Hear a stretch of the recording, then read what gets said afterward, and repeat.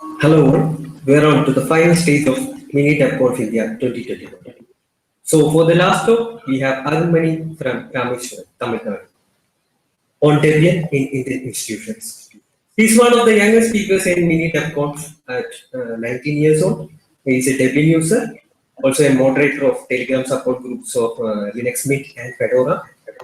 Also, he is one of the five committee members of GNOME Circle, which showcases and supports apps using GNOME technologies and targeting GNOME platform. Welcome, Arun, to MDC 21. Now, let's go to his talk. Hello all, this is Arun here and my topic for this presentation is Debian in Indian institutions. So we'll be looking at how Debian can replace other commercial and closed source operating systems in government offices and other institutions of India.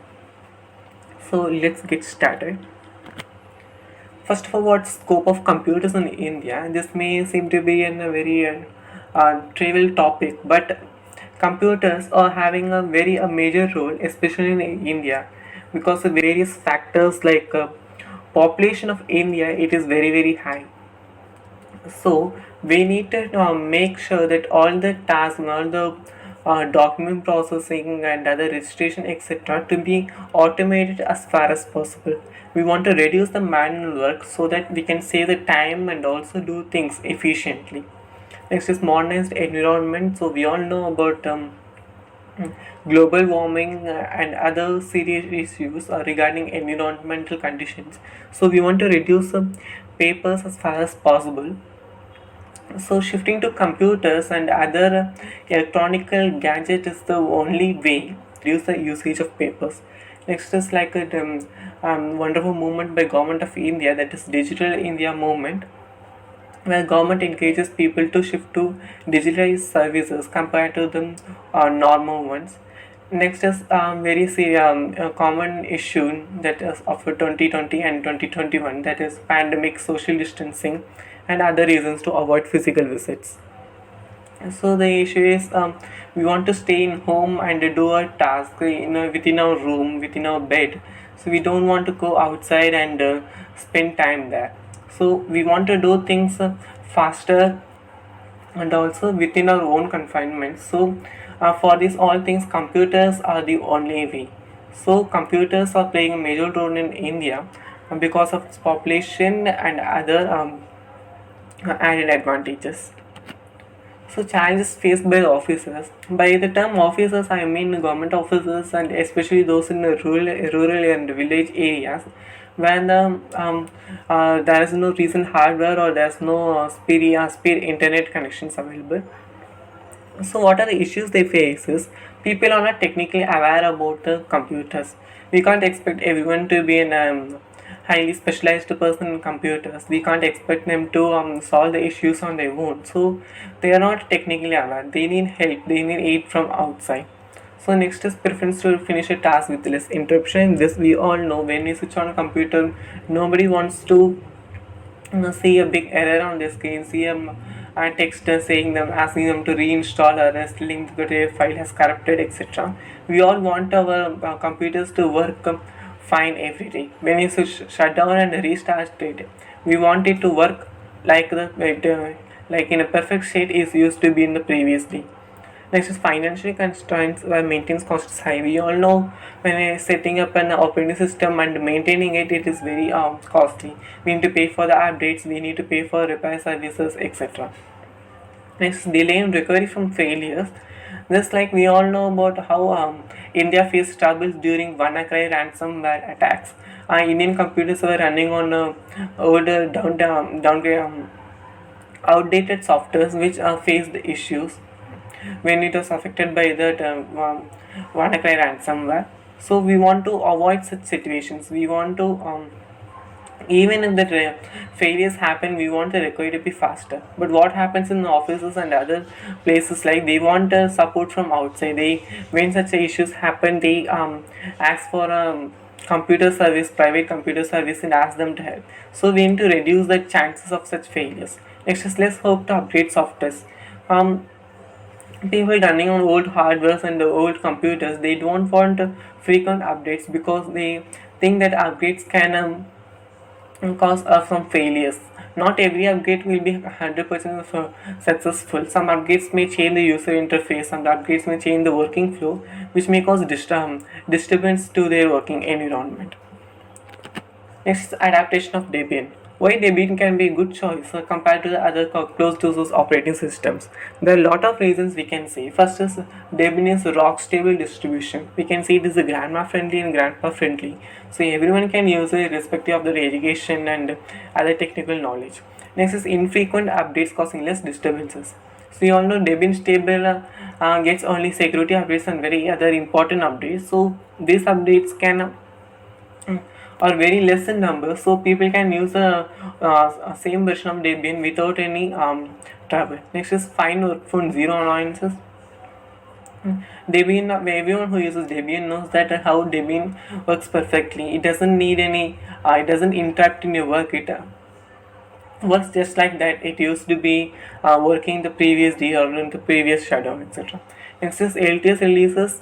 We have long-term solutions. We have long-term releases that can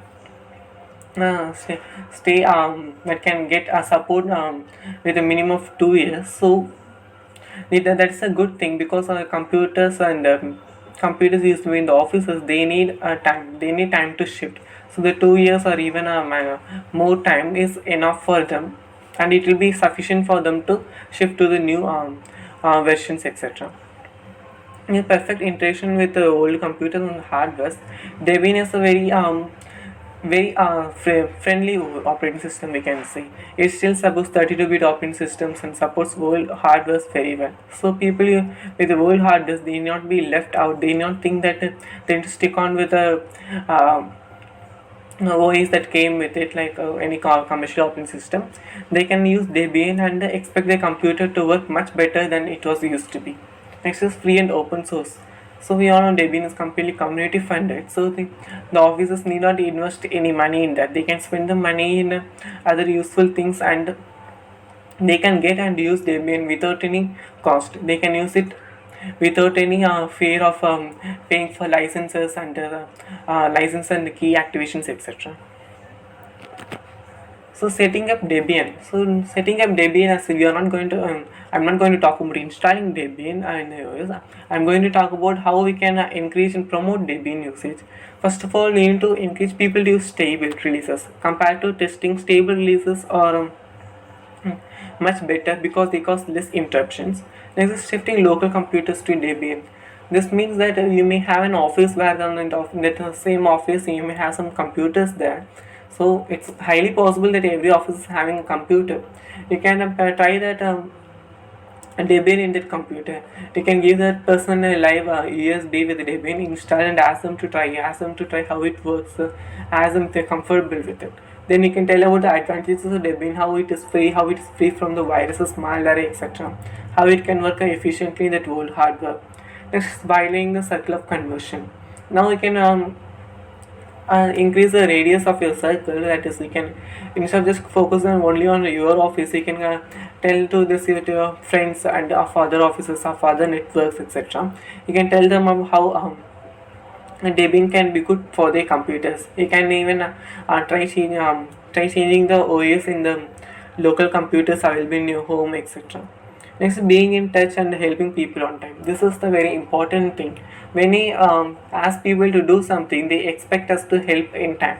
They expect us to help when they are facing an issue.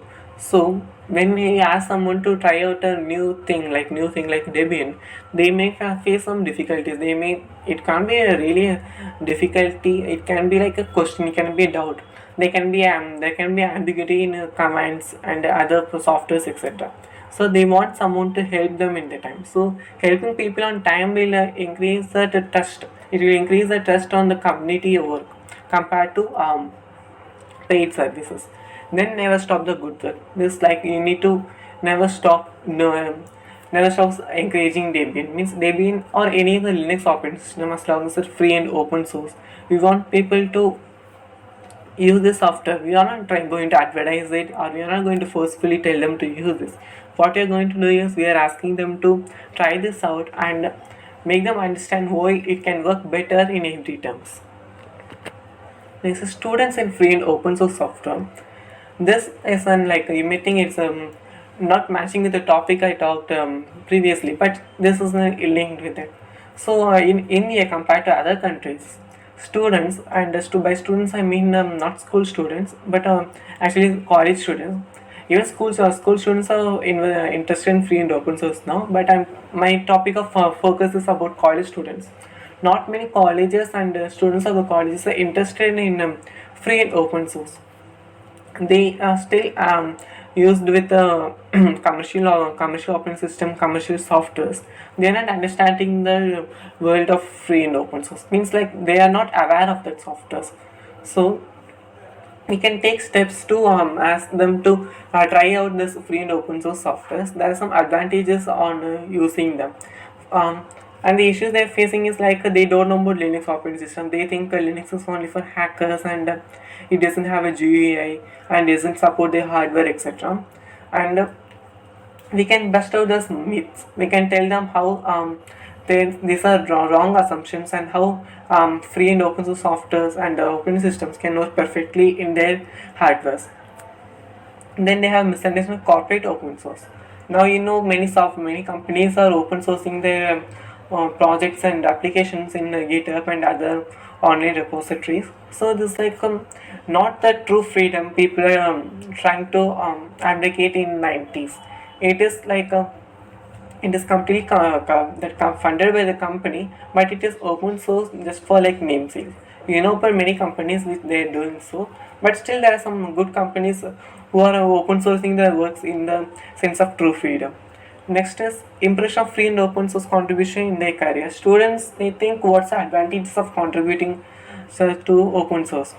So mostly in computer science, when someone contributes to open source, they can add this to their resume. It can give a better impression instead of just adding their personal projects and simple applications. If they add this nice things like open source and community powered softwares, it will make a good impression as that it will show to that person that means company's official that you have good emotional quotients. Means you can work better with the community. You can get you can put nice efforts in building up the community and also can help in growing their company. Next is using free and open source software. Students have when someone is in education field, they have a lot of softwares that needs the that's need to be used like browsers and word processing and other things. The students can try using the free and open source software. They can try replacing the closed source software with a free and open source one, like for browser Mozilla and for document processing LibreOffice, etc. They can see how they work better, how the flow of integration is very nice. Next is promoting adopting the freedom. This like we want everyone to try out this. We don't want them to forcefully use it. We want them to try out and ask them for feedback, ask them for reviews. So it's like when something is not good, we are trying to make it good. So to make it good, we want reviews. So and for reviews, we are asking everyone to try to use it. We are not saying we are in a free and open source should be in a sole competitor in this world. It's not like that. We are saying that free and open source are valid and it also has equivalent features compared to the closed source softwares. So and also when students may think that they don't have any free and open source alternative for some softwares, there are some very highly specific to the field of study softwares like in medicine, engineering, etc. All these can be available, but they can be outdated, etc. In this time, means in this terms, they can try making their own free and open source software. They not be in a computer science student. They can be from other branches like engineering, medical, etc. Because technology is playing a major role everywhere. And to contribute to free and open source, they need not be a person from a computer science background or need not make coding. So it can be done by everyone, and that is the meaning of freedom. You need not be a person with need not have a specific talents to learn something. If we have any talent, you can find a place in free and open source. So that's all about my session. So about me, first of all, my name is Arun Mani. I'm from Tamil Nadu. I'm studying first year BTech CSC in Anna University, Coimbatore. I'm started using a free and open source in my from 9th standard. Actually, I started with Notepad++. Then I started using Blender. Then around 11th, I shifted to Linux Mint, and then I shifted to Debian. Now I'm using Debian texting. I'm not a big contributor in free and open source world, but I'm a moderator in Linux Mint groups of Telegram and also Fedora group. And I'm a part of the Geonomy Circle committee. If you don't know about that, you can check about Geonomy in circle.geonomy.org. It's a very nice innovative by Geonomy, and if you are using Geonomy libraries to make applications and other modules, please check that out, and it will surely help you in many things. Next, you can feel free to contact me in Telegram. My ID is given at j underscore Harun underscore Mani. So you can feel free to contact me on Telegram regarding any events and other projects. I can, or even to say hello, you can text me there and I will reply back. I'm always friendly, and I want more friends as far as possible. So thank you all for your time.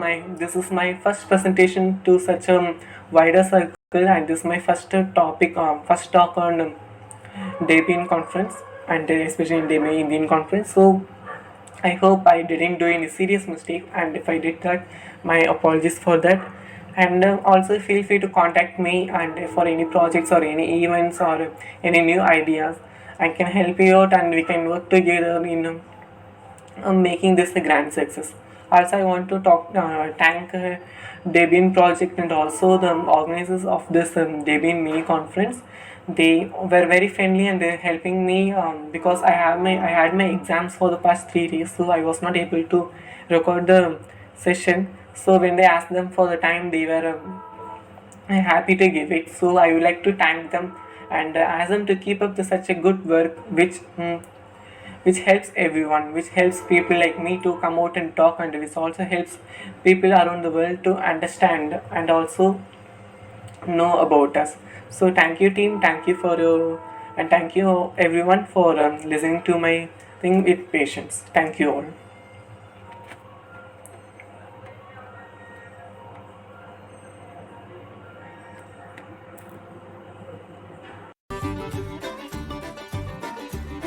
Welcome back, everyone. That was our last talk. We had a wonderful talk from Arun regarding Debian, regarding the importance of Debian in institutions. We went through the thought process of students, why they are not using Debian or Linux in general, or why they are using. So that's it for the last talk. Then next will be the conclusion ceremony. Thank you all for watching. Thank you, Arun.